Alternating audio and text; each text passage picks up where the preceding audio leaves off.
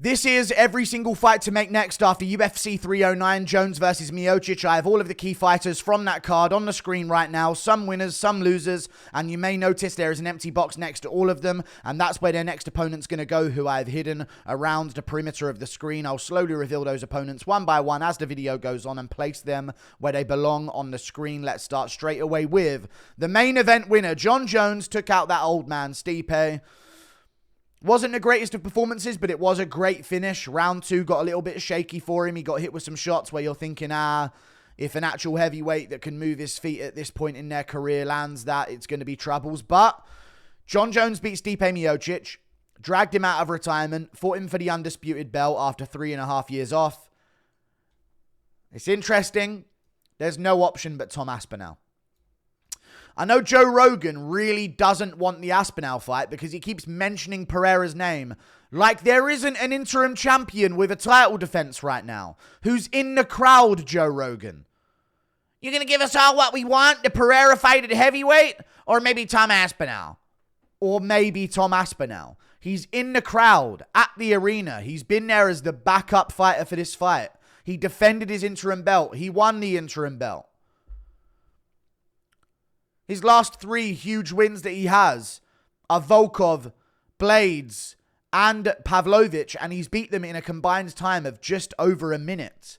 I believe there's a stat out there. Maybe I'm wrong, but I believe there's a stat out there that says that Tom Aspinall's entire UFC career is just shy of Jon Jones' fight time with Stipe Miocic at UFC 309, which is insane if true. Maybe it's just over. But I'm thinking about it right now. Arlovsky was around in a bit. Add the Volkov fight onto that. You know what I mean? And then we're looking at maybe just under 2 rounds. Then the Collier fight might top it up to 2 rounds. And the Badeau fight might trickle it over. And then we've got like a few minutes of fight time outside of that. It's kind of insane what Aspinall's done. He deserves to fight Jon Jones. There's no, maybe a different one. He's a defending interim champion. He's there in the arena. He made weight as the backup. I know making weight as a heavyweight's a little bit different, but he got in fight shape. He was ready to step in. He took that time out of his career to be the backup opponent for this matchup so he could get the winner. Dana White is even saying that that's the fight to make now. Jones said in the Octagon interview, they said, who do you want next? Maybe the matchup with Alex Pereira or Tom Aspinall? And he said, Jesus Christ is, he's amazing, guys. This Jesus guy, what a guy. And all of this, and started going off about that. And, power to him. But he started saying that, like, maybe I'll give the people what they want. I'm not going to retire. And then right away at the post-fight press conference, he's saying he's not fighting Aspinall on any condition unless he gets paid insane money that even if he lost, he would be okay with. The language he uses is insane. I might make a whole video about that. I might make a whole video on Joe Rogan this week as well. Tom Aspinall, Jon Jones is the fight to make. We need this for the future of the heavyweight division, the health of the heavyweight division, because this gives us time to figure out heavyweight. There's nothing there right now. Because of this logjam, Aspinall is like, if Aspinall would have got the undisputed fight with Jon Jones, there would have been a Blades rematch to go to afterwards as a title defense. But now there isn't. If Cyril Gane beats Volkov, sure, there's the Cyril Gane fight, but Gane is the guy that lost to Jones and Ngannou. So, if he wins against Aspinall, the heavyweight division loses aura for the next 5 years. If Aspinall beats him, you beat the guy that Ngannou and Jones already beat. We need the Jones-Aspinall fight. UFC, put the money out there. Put it on because we need this for the next few years of health in the heavyweight division. Because if Pereira beats Ankalaev, Aspinall takes out Jones, we got that super fight there to move on into the future with. Even if Jones beats Aspinall and then Pereira beats Ankalaev, you've got Jones-Pereira for the heavyweight belt. And you can try and tease him and bait him along with that as well. Come on now, guys. We need to figure this out in the heavyweight division. Whatever it's going to take, make it happen. Jon Jones, Tom Aspinall is the fight to make. I don't know what more I have to say. I can't make another 10 videos about this, please. For the love of God. Can the interim champ with a title defense of the interim belt fight the undisputed champion instead of a 42-year-old man who hasn't had a win since 2020? Please. God. Anyway, That's the matchup to make. And they should make it in like July. Like, even if they want to stretch this out and make it wait a little bit, as long as we know it's going to happen, you can go around the world with that matchup. I will personally be the promo ambassador of Tom Aspinall in this matchup. Okay? I will put the full weight of my community behind this matchup. Come on. YouTube MMA will be fully behind this. The world will be as well. This is the matchup to make. The promo would be insane. There's content for days about the build-up of this fight. It won't just be some regular countdown video where we go to their home life and then we go to them walking around in the woods. You know, I like to walk around outside sometimes with my dog. You know what I mean? It's not going to be that. It's going to be a proper build-up with content in relation to each other. John Jones, Tom Aspinall, make it happen. We move on. Charles Oliveira won the fight against Michael Chandler in the rematch. Thank the Lord. I'm so glad. I was worried he was going to lose this one, but Oliveira wins. Life is good for a little bit longer while Oliveira's coming off a win. Wasn't the most insane performance in terms of like a finish or like the crazy firefight that we've known to see and appreciate from Oliveira throughout his career, but he got the win over Chandler. And I think for Charles Oliveira, I was just speaking, I'm not going to reveal it, but I was just speaking to someone about this. And maybe a collaboration coming soon on Demetrius Johnson's channel. So we'll see what goes on with that. But we were talking about what would be next for Oliveira. And I think that this is what's next for Oliveira because a lot of people are saying, you know, title fight. And that has been the UFC narrative, right? Even Oliveira was saying, I'm ready to go with whoever wins out of Makhachev and Tsarukyan. I want Makhachev to get new legacy. He's going to fight Arman Tsarukyan a second time, but here's the difference. He's fighting a whole new version of Arman Tsarukyan than the guy that took the fight as a young kid on short notice in his UFC debut against Makhachev. He's fighting a whole different version, and Arman's fighting a whole different version of Makhachev as well. The Makhachev-Oliveira fight, there's still Makhachev and Oliveira, and it was a dominant win by Makhachev. I need Makhachev to start. You know, we had the Volk rematch. Now, then we're having the Arman Tsarukyan rematch. Then we're having the Oliveira rematch after that. There's other names. There's welterweight names. There's an Elliott Topuria super fight. There's other names I want to see him against. So for Oliveira, I think he needs to fight the winner of this matchup. Renato Moicano is facing Paddy Pimblett. Both of their faces are going to have to be in the mix here. Renato Moicano's fighting Paddy Pimblett at UFC London in March, I believe. We'll see if we can get that fight done. That is going to be a massive matchup. Maybe they could even do it as tough coaches and then have them fight each other at the end of it as well. Whoever wins out of Moicano and Pimblett is going to be looking for that fight that's going to get them in some kind of title conversation.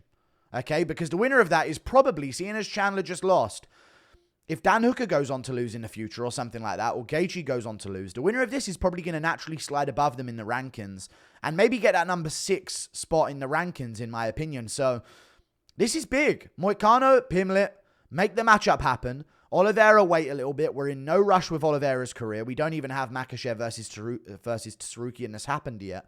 And it gives us a little bit of a window to talk about this super fight opportunity with Makhachev, where he might go up to welterweight. Or he might welcome a Topuria if Topuria beats Diego Lopez early next year or in the middle of next year. We need something to stall out the divisions until a proper top contender arises in each. You know what I mean? So we need to do Oliveira versus the winner of Moicano versus Pimblett. That's the matchup I want to see happen. I could also see the winner of Moicano-Pimblett getting a Gaethje matchup. If Gaethje were to fight a Dan Hooker in the meantime, the winner of that could be next for Moicano and Pimblett. There's narrative there. But this is what I think needs to happen, man. Oliveira's number 2 in the division. He lost to Arman Tsarukyan. He lost to Makhachev. Maybe if Arman wins, I could see it. If they want to keep Arman active and Makhachev's injured after the Arman fight, I think Makhachev's going to win. But maybe that would be more warranted as a rematch because of how competitive the first fight with Oliveira and Arman Tsarukyan was. But this is the matchup to make, in my opinion. We need something fresh. And I'm going to talk about something fresh when it gets to Michael Chandler here, who had a really good fight. Well, no, he didn't at all. Terrible performance from Chandler, to be fair. Round 5, he entertained. And he, put on a show like, I'm still a star, right, guys? I'm going to get another super fight after this. I lost again. But I need to see Michael Chandler versus Fares Siam. Someone new. We need some new stuff at lightweight. You know what I mean? We're recycling the same old matchups. Rematch this, rematch that. Let me go through Michael Chandler's UFC career with you guys for a second. He goes through Dan Hooker in his debut. And to be fair, he knocks out Dan Hooker in round 1. Fair play. Good win. Then gets a title fight immediately after winning his debut against, I believe, number 5 or 6 at the time, coming off a loss to Poirier, Dan Hooker. Goes out there, beats him, gets a title shot against Oliveira for the vacant belt. Okay, loses that one. They give him, I believe, Gaethje after that. He loses that one. Then they give him Tony Ferguson on a losing streak. Huge name, Tony Ferguson. He wins it after looking bad early on. Then they give him Dustin Poirier. Then he takes 2 years off, waiting for McGregor, who they're going to give him. McGregor. Then they give him Oliveira in a rematch with title win implications on the line. You know what I mean? A title elimination bout implications. You know what I mean? It's insane how much of a super fight after super fight after super fight Chandler has gotten just by having fun fights that he lost and then screaming on the microphone afterwards. Something new. Faresiam. There's a bunch of lightweight contenders right now that are just like, when's it our turn to fight a big name? You know what I mean? Benoit had his shot. Fiziev had his shot against Gaethje. They both failed, actually, which I wasn't expecting at the time. But Chandler versus Faresiam. Chandler's probably going to slip down to about number 9 in the rankings. I think Ziam isn't ranked right now, but he could be ranked number 15, to be honest with you. He's got some solid wins, especially seeing as RDA just lost at welterweight and he's torn his ACL. I reckon in the future, in the next few months, we could be looking at Ziam being at number 15 in the rankings. I would rate him as maybe the best, most legitimate, most deserving guy outside the rankings to get the number 15 spot. Other than that, there's maybe Joel Alvarez, who maybe hasn't done enough as Ziam or hasn't had as good of a record as Ziam. But for Ziam, Michael Chandler, make the matchup happen. We need something different in Chandler's career than just super big names non-stop all the time. And if he wins that one and he pays his due and he gives back to the community a little bit here with a lightweight opportunity for someone else that isn't a super big name, that even if he loses, he can still be a superstar afterwards, then we can talk about him getting some big fights again in the division. So, Michael Chandler for Ziam, book it next year. Ziam deserves a jump up. There's guys coming up that are like, oh, God, I got to fight Carlos Diego Ferreira. You know what I mean? They're all going through these gauntlets of these tricky names, and they never get these huge fights at the top. You know? Moicano's winning all these fights, and they're not putting him above Fiziev because he lost to him once. But Holloway don't go above Gaethje in the division. It makes no sense. Michael Chandler for Ziam, the winner of Moicano versus Pimlet against Charles Oliveira. Maybe the loser of Moicano-Pimlet could fight Chandler. That's also an option. But that's what I think should happen right now. We need something to reset that division a little bit and get some fresh matchups in there. Dan Hooker, Justin Gaethje. Moicano versus the winner of this. Chandler versus Ziam or the loser of this. We move on to another fight, which is Bo Nickal. Won against Paul Craig. To be fair, I watched back the fights. Bo Nickal, he didn't dominate and finish Paul Craig. The crowd were chanting overrated.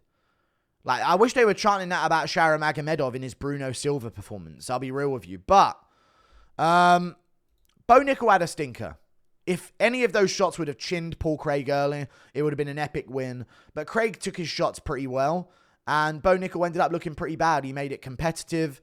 You know, he won the fight. He came out unscathed, which is a big win for Bo Nickal, don't get me wrong. But here's my take with Bo Nickal. If he was any other contender, that would be a solid win. Bo Nickal says things like, I would destroy Whittaker in a round. Chimaev against me, I'd ragdoll him. And then you don't shoot on Paul Craig and you strike with him and make it reasonably competitive for 3 rounds. If Bo Nickal was very, very honest and humble and didn't talk about the top matchups, including himself, in that way, there would be different outcomes. But he has been saying things like, you saw what Chimaev did to Whittaker, I'd do the same thing. And then it's just this performance. You know what I mean? So he's going to need some time. I reckon a good matchup for him, and I've been thinking about it. It's not Jack Hermansson. I know I always say that name whenever there's a middleweight prospect. It's someone that you can get back on track if they do fraud check Bo Nickal. If Hermansson beats Bo Nickal, he'll sit out for a year and no one will remember him by the time he comes back. Mikel Pereira. Recently lost to Anthony Hernandez in the main event of a fight night. He's going to need some time off after that because he did take a bit of a beating. A lot of people are going to say, oh, this is a really easy matchup for Bo. What are you doing, man? You know what I mean? Giving him a nice, easy matchup. You know that Mikel's going to gas and not be able to stuff the takedowns. But he's also got a solid opportunity of exposing Bo Nickal on the feet and putting him out in the first round. They're not going to give someone to Bo that's a nightmare matchup for him right now. You know? They're going to give him something tricky. But they're going to give him something approachable after that fight with Paul Craig. Mikel Pereira is ranked number 15. It's a name where if Bo Nickal loses to him, you can then put stock back in Mikel Pereira moving forward in the middleweight division as an exciting guy who's got a resume and some highlight reels to his name. You don't want to have Bo Nickal lose to like a Roman Dolidze or a Jack Hermansson or a Chris Curtis who's already coming towards the end of their career. Maybe not Roman Dolidze is a good example, but they don't have the highlight reels. They're not a prospect to then put your eggs back in their basket and have them go up as another contender. Like, this is a good fight to try and get Pereira back on track, sink or swim. It's also a big name fight for the pair of them, so you can justify it being high up on a card. I don't think he should be back on a main card of a pay-per-view. That's my honest opinion. Headliner of a prelims of a pay-per-view. Bo Nickal versus Mikel Pereira in April. Now we're talking. That's approachable. And then we'll see what happens there. 3-rounder. Probably better for Mikel Pereira that it's a 3-rounder as well. Dangerous on the feet. Can grapple and maybe wear out Pereira. This is the matchup that I think is likely going to be next for Bo Nickal. Timing-wise as well, because Pereira just lost dominantly. So he's going to want a bit of time off, and Bo's going to want to improve and spend Christmas with his family, I imagine. So April, reasonably quick turnaround. 5 months, maybe just under 5 months on that pay-per-view. Headliner of the prelims should be Bo Nickal versus Mikel Pereira. Slow steps. I was thinking after this one we would say, time to do Bo Nickal, Paulo Costa, if he just destroyed Paul Craig. But, let's do this step first, and then we'll talk the larger names at middleweight if he does look good again and show improvement. We move on. Mauricio Ruffy. Big win over James Llontop. Not a crazy impressive win. I'm not ready to give him a ranked opponent. I'm not ready to give him a huge name in the rankings of the lightweight division or just outside the rankings in the lightweight division. But I think he does deserve a name outside the rankings. And that name outside the rankings, in my opinion, is Guram Kutsteledze. That's a sick fight, in my opinion. A known fighter, who's respected by the MMA hardcore community. We all know Guram Kutsteledze's a hell of a fighter. Just proved that he still got it against Jordan Vucenic. Now, I watched it back. I could see Jordan Vucenic winning that fight, and he took it on very short notice. But this is a tested guy. Only good fighters get past Guram Kutsteledze, you know what I mean? Or he goes to war with Elves Brenner. Like, This all legitimized Mauricio Ruffy to show, okay, are you really good or are you just really good against subpar comp? Let's do Mauricio Ruffy versus Guram Kutsteledze. Plus, it'll be a striking matchup that'll be really, really fun to watch. Both guys looking for a finish. Absolute scrap as long as it lasts. This is the matchup I want to see. Let's get it done in maybe February or March. No time off, dude. Let's keep the ball rolling with this fighting nerds thing. And let's put him against Guram, the Georgian Viking. Maybe on the next Elliott Topuria card, seeing as he's Georgian. Or whenever Merab's coming back. Maybe that's March of next year. Who knows? Whenever Merab defends his belt or Elliott Topuria defends his belt next, put this on there somewhere. You know what I mean? We move on to another fight, which is Marcus McGhee. He beat Jonathan Martinez. Good win from Marcus McGhee. I know he got his leg chopped up in the third round, but before that, he looked like a legitimate, oh my God, who's going to beat this guy in the division? This guy looks sick. You know what I mean? He looked amazing in that fight. Marcus McGhee, Kyler Phillips. I know they trained together and have done before. I don't care. We need to get these matchups done. I think they're going to do a Mario Batista versus a Rob Font. I can see them doing a Song Yadong versus a Marlon Vera rematch. I don't see Cejudo accepting a fight against any of these guys. This is what we're looking at in the division right now. We got to have a little bit of a skirmish between the people that are ranked 10 to 15. And then have the winners of that eventually come out on top and start looking back towards the top 5, top 7, top 8 of the division. So, Marcus McGhee, Kyler Phillips. friendly matchup on a fight card, high up, maybe a co-main event or a feature fight. This would be a pretty good fight to go down. We move on. Jim Miller. Why not? If Tony's going to fight anyone, let's just have it be Jim Miller. I'm sorry. I know a lot of people are going to say, what do you mean, dude? He'll kill Ferguson, dude. That's a horrible matchup for Tony. What isn't? I'm looking through the rankings. I'm thinking, oh, Chase Hooper would destroy him. You know what I mean? There is nothing good for Ferguson. So let's have it be a couple of OGs scrapping it out on the pay-per-view, on the prelims. Let's just make it fun. You know? Let's just make it fun, man. Miller just got a big win. Ferguson's been out for a bit now. Jim Miller versus Tony Ferguson's the matchup I want to see. I think that'd be a good matchup. A good build-up. Two OGs going at it. On the high up on the prelims of a pay-per-view card. Make it happen. You know what I mean? Or like a co-main event of a crowded arena fight night. Feature fight of a crowded arena fight night. Just get it done, man. If they're going to give Tony anyone, I'm looking through the roster and I'm thinking, who are they going to give Tony if they are going to give him anyone? Maybe they should just give him Jim Miller. What else are they going to do? Llontop beats him. You know what I mean? There's nothing. It's sad, but if he's going to fight, I'd rather him do it against another OG. Marcin Tybura got a fraud check win over Jonathan Diniz. Or Jonata Diniz, sorry. Do him versus Waldo Cortez Acosta.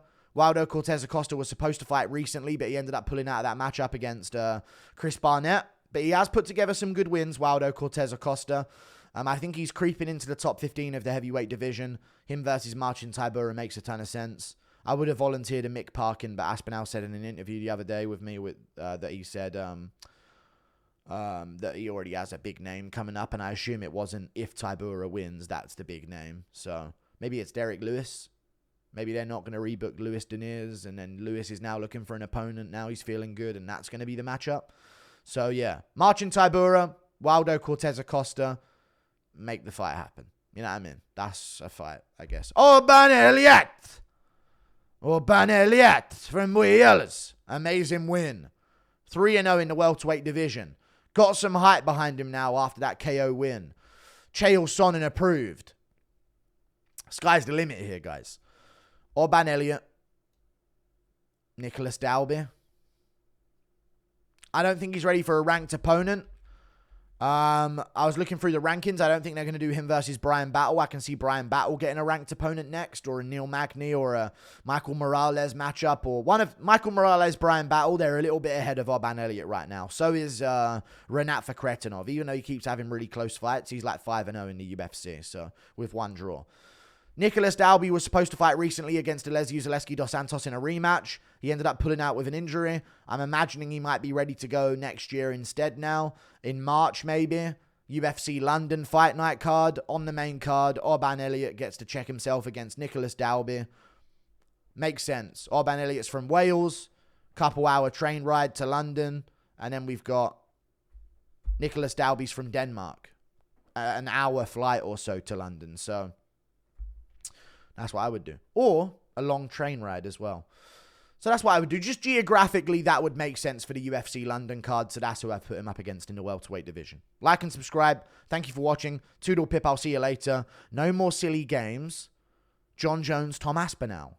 Why is this so hard to get across? Or strip Jones of the belt. See you later. Goodbye.